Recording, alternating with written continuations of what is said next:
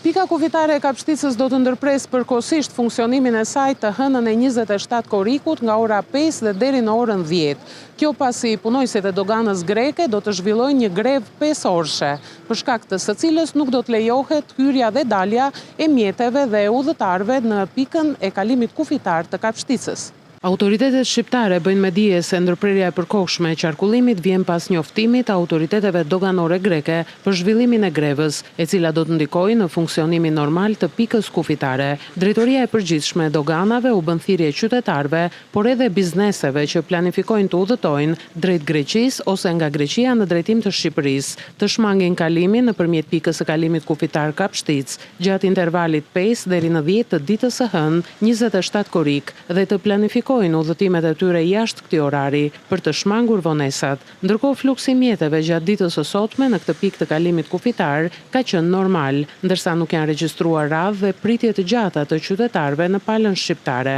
Sipas burimeve zyrtare nga Drejtoria e Kufirit dhe Migracionit në Korçë, gjatë 24 orëve të kaluara, në Kapshticë ka pasur në hyrje 3939 shtetas me 1259 mjete dhe 2904 shtetas në dalje me 987 mjete.